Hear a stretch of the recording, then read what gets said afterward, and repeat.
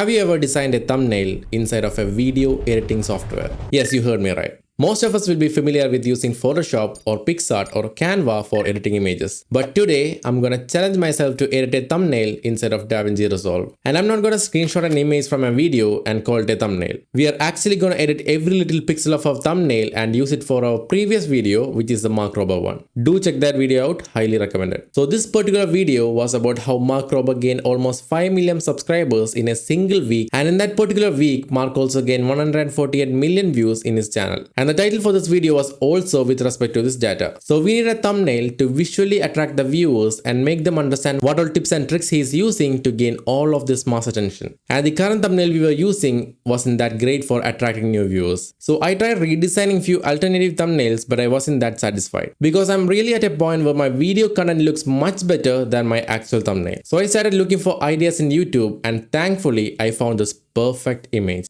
The topic as well as the niche was not at all related to our video, but still I really loved it. Shout out to Moon for creating such a masterpiece. As we have got the reference image now, there is only one thing left to do.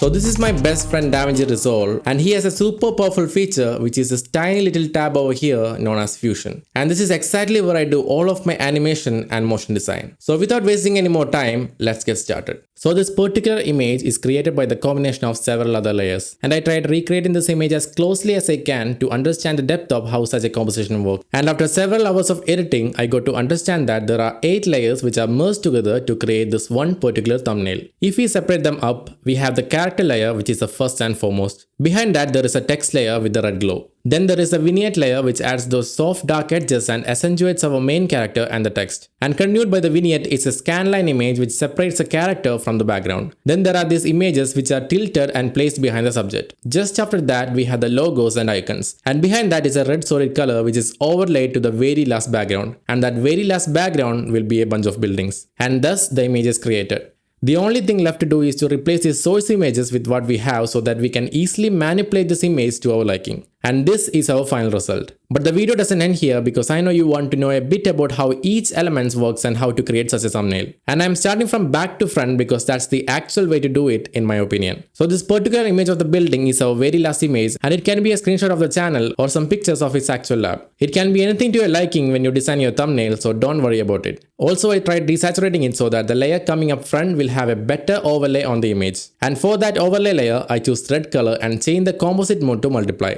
Then for the layer above it is our layer with the logos, and for it I added these Chinese flag stars. And on the same layer we have another logo of Temu, which is like an online marketplace app. I changed the color of this to yellow to match the stars and also to blend well within the yellow and red theme. And right behind this layer we can also add a TikTok icon and tilt it as per our reference image. Then on top of these logos and icon, we have an image of a former leader from China as well as a character from Fortnite. And they both are also tilted slightly. Now we can overlay a special effect which is known as a vignette effect. And for creating such an effect, I added an ellipse, inverted it, increased its softness and decreased its opacity. Also I duplicated the entire effect and placed it on top to create a much darker effect. So all of these are considered as the background image, and in order to separate them from the foreground, we are adding the scan lines which basically decreases the visibility and also gives an old TV-like effect. And for our foreground image, we need to add the main text which are basically these numbers and give it a yellow color and add this fire-like glow around it. But the hardest part was to find a font which matches. But later on I had to settle down with this font called Republica Minor. Also I tweaked its texture, that's why it has this wiggle look to it.